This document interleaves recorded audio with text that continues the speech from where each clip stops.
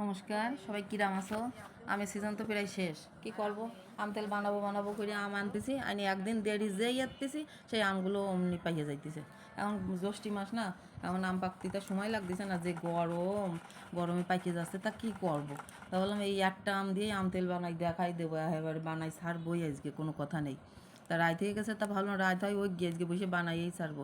তা আমরা ডাইসে কুড়াই নিলাম, নিয়ে আমের যে অতিরিক্ত রস, ওই রসটা চিপে বের করে নিলাম, বেলা টোয়াক, সেই টোয়াক একটু কমানোর জন্য ওই করলাম করিয়ে এবার ওর মধ্যে একটুখানি জল দিয়েছি, দিয়ে 3-4 চামচ লবণ দিয়ে দিলাম, লবণ দিয়ে ভালো এটা মাহাইয়ে ধুয়ে দেবো 2 ঘন্টা। ধুয়ে দিলে কী হবে জানো, ওই আমটা যেভাবেই তুমি রান্ধো না কেন, আমটা একদম সারা সারা ঝুড়ো ঝুড়ো হবে। এই জন্যই এই পদ্ধতি ব্যবহার দিয়েছি। আবার যদি তোমরা মনে আরও চুন দিবা, চুনও দিতে পারো, খাওয়ার চুন, তা আমি আর চুন দিলাম না, লবণ দিয়ে ধুয়ে দিলাম 2 ঘন্টা। এবার ওই যে আমের রসটা এই দিয়ে ভাবতেছি একখান ড্রিঙ্ক বানাই দিবা, কোল্ড ড্রিঙ্ক। গরমের সময় একটু শরবত খাতে ভালো লাগে, তা ভালো মানে শরবত বানাবানে তা ধুয়ে দিলাম একটু। 2 ঘন্টা পরে চলে আসলাম, এসে আমটা সেই জলেরতে চিপে উঠে নিলাম, নিয়ে এই যে ছিল গাছিকটে রসুন চুলিছি, মানে 7-8টা রসুন চুলিয়ে অল্পটু সরষের তেল দিয়েছি, অল্পটু দেওয়ার কারণ আছে, পরে আবার দিবানি কিন্তু।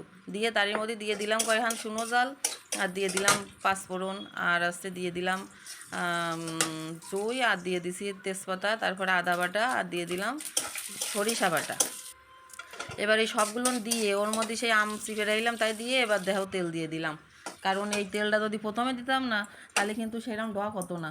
তাই তো অল্প তেলে রসুনটা আগে সিদ্ধ এড়ে নিলাম, সিদ্ধ এড়ে নিয়ে তারপরে সব কিছু আস্তে আস্তে ওর মধ্যে দিছি।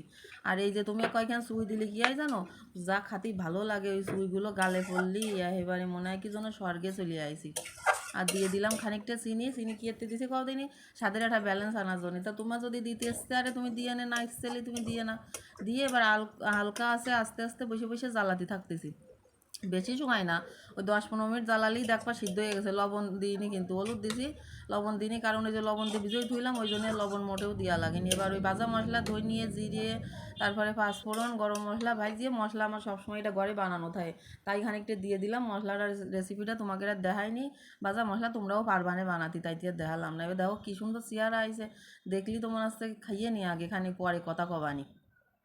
তাই এরকম টক দিয়ে যদি একটু তোমরা আর কি আম তেল বানাইতো, তাই এই দিয়ে কিন্তু আলু ভর্তা, তারপরে মুড়ি মাখা খাতি সেই লাগে। আবার তোমরা যদি মনে আরো যে এই আম তেল, কাঁচা জাল, আর যদি একখান মাছ ভাজা সাথে গরম ভাত থাকে, তাহলে তো একেবারে জমে যাবে নে, আর কোনো কথা হবে না। তার একখান কথা করছি, ওই যে আম তেল বানাইছি, আম কিন্তু সবসময় তেলের তলে ডুবিয়ে থাকবে, ডুব দেবে, ডুব দিয়ে এবারে মাথা উঁচোই আসবে না, উঁচু হলে কিন্তু পচে যাবে না।